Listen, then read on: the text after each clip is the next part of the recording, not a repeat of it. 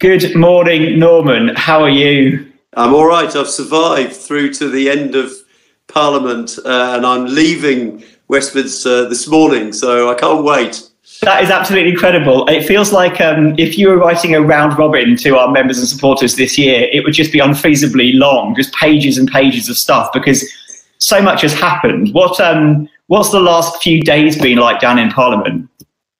Well, I think it's both sort of frightening and fascinating in equal measure, really. I think there is a crisis of leadership in our politics. I think on both sides that's the case. There is no sense of people trying to find common solutions. We have a very divided country, and that's very much reflected here. And it feels like two tribes hurling abuse at each other without any attempt to understand what the other side feels and why they take the position that they do. So, you know, we're in a bad state, I think, and let's just hope that in the new year we can find a way forward. I mean, my own view, as you know, is that they've had 2 years to sort out a deal with the EU. The deal looks very different to what was promised in the referendum. And I think in those circumstances, it's legitimate to say to the people of this country, you need to make a decision on whether this is what ultimately you voted for, whether you're satisfied with it or whether you prefer to stay. That ultimately has to be a democratic decision for the people of this country. Yeah. Do you think that will happen in the new year? Is that what we're heading towards? I still think it's unlikely. I think it's less than even's chance. There's a lot of opposition on the Labour side to the idea of another vote. We know that the Labour leader is quite hostile to it. And on the Conservative side, at the moment, are quite low. Things could change if the May deal is voted down, and then everybody will be forced to think about what we do now. And, you know, I think it's critically important that particularly senior people in this place across party start talking together to try to map out a way forward to how we get out of this mess and how we absolutely avoid leading with no deal.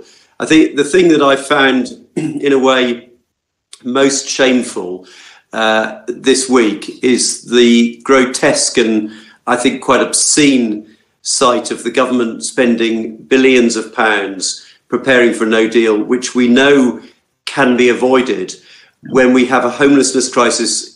Understand a man died outside Westminster yesterday. It's very visible right outside our national parliament. We have an awful crisis of older people not getting the care they need, children with special needs not getting the support that they need, hospitals full up, people with mental health problems waiting far too long. All of these, to coin the Prime Minister's phrase, burning injustices, and yet they're spending billions on doing something that's not actually necessary. And that's a really interesting point, because you've been working all year on almost everything in your role as an MP and also as the chair of the Science and Technology Select Committee.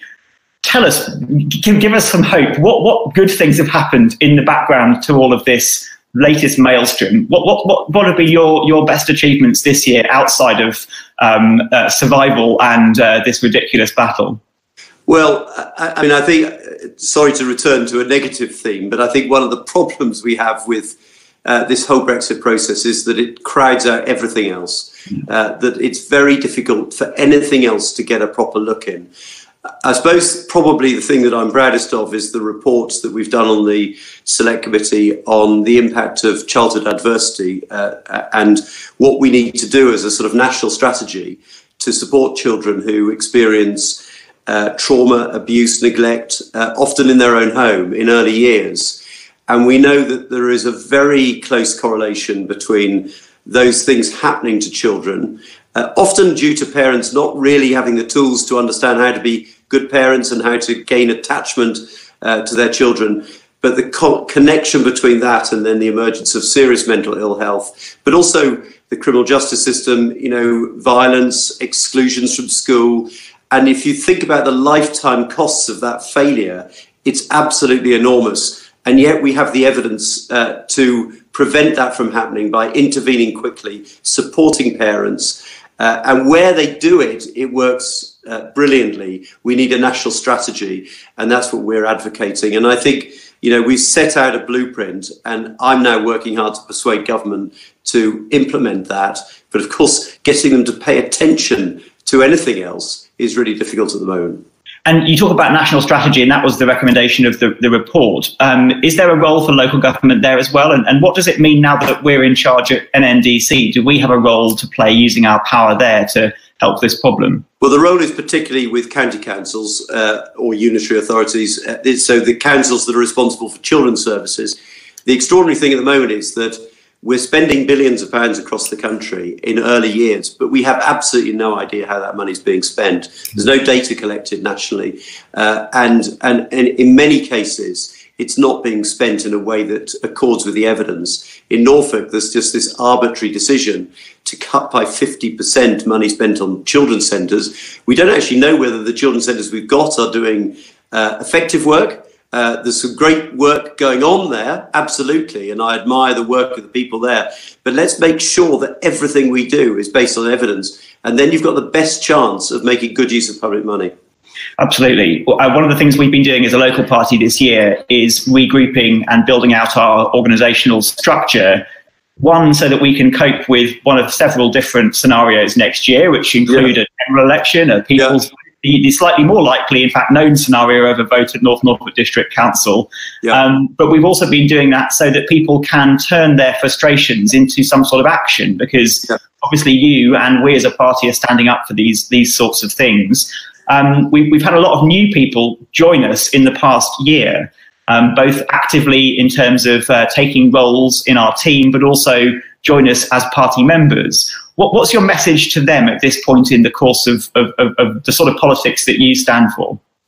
Well, I think we have the chance to make North Norfolk, in a sense, the test bed for doing politics differently, for rebuilding trust in politics, for engaging with people. I think we've been doing an awful lot of that over the years in North Norfolk, and in a sense, winning against the odds in a constituency where you have to persuade a vast number of people to do different to what they would otherwise do. In other words, to vote for a Lib Dem candidate and get them elected. You have to do politics in a different way. It's something that I very strongly believe in, but I think that in North Norfolk, with us having the chance of taking control of the next year, we could really demonstrate how you can rebuild trust again, and how you can use public money effectively and make people feel that voting is worthwhile, that it's an important sort of exercise of democratic legitimacy, but that it actually delivers something, that you get results from it. And so I'm really excited. Saul Penfold in with a 70% of the vote victory, gaining the seat for the Conservatives, an amazing result with a very, very good candidate. Now we've got the chance, if we show respect to people in North Norfolk, with them, not lording it over them, I think we can achieve exciting. Fantastic. Norman, many people watching this will know that you've had a challenging year for a number of other reasons. Tell us how are you feeling now? It's really good to see you looking so well. I'm amazed you could even speak at this stage of the year, but how are you feeling? And tell us about the various tumultuous things that have been going on for you as well. Well, I'm still here. It has been quite an interesting year because I've always sort of prided myself on trying to keep reasonably fit and to live a reasonably healthy life. And then suddenly in March, I get a stroke where I wake up with double vision, which lasts about 40 minutes. And although there's no physical damage, it's quite a big psychological shock. And it did give me a little bit of an insight into people with chronic conditions where there's a psychological element as well. I think, that sense of fear, the sense of increased vulnerability, the anxiety that you don't quite know what's around the corner, what else might happen, And I think, the importance of supporting people's psychological needs as well as their physical health needs is just incredibly important. And I've recognised that with myself this year. I'm okay, I've survived it, but it was quite a psychological shock. Ignore the bell, that's Parliament starting. Oh, goodness. Background. But I then had shingles and hernia operation, so I'm sort of ready for 2018 to finish and for a fresh start politically and personally in 2019. A couple of things that you just said are about moving on, and I'm conscious that somebody really important to the beginning of your political party has passed on. I wondered if you wanted to say a few words about. Yeah, I mean, Pam Corney is. I owe her an enormous debt of gratitude. She's one of the most significant who helped me get elected, showing extraordinary sort of personality to me. Everything she did, which was so North Norfolk, was all in retirement after a career as a teacher, bringing her achievements in retirement. It's one of the best advertisements for active retirement. And I had the funeral to sort of give her a good send-off and to, in a sense, show my appreciation for everything that she did. And she did politics in the best possible way. She believed in people, believed in community. She wasn't interested in the sort of dirty tribal warfare so often see in this country, and which is what turns me off, but also I think turns off very across the country. So very sad to see her go, but it was also great to celebrate. Thank you. One wish 2019. I should incidentally say, I was sitting in the chapel at Earlham Cemetery with the funeral about to start, and I had a text message from the Chief Whip calling me to return immediately to Parliament for a possible vote. And I just responded to say, I will come back after the service. Oh, my goodness. Oh, my goodness. So that's what I did. Of course, there was then no vote. So so we live in uncertain times. Suppose I ought to finish also, Steph, by just wishing a very, very, very happy and particularly a peaceful Christmas, an escape from these and troubling times that we're in, to just enjoy Christmas with friends and family, but also to remember those people who don't have friends and family and who may be lonely over Christmas. Reaching out to people who may be on their own is also incredibly important.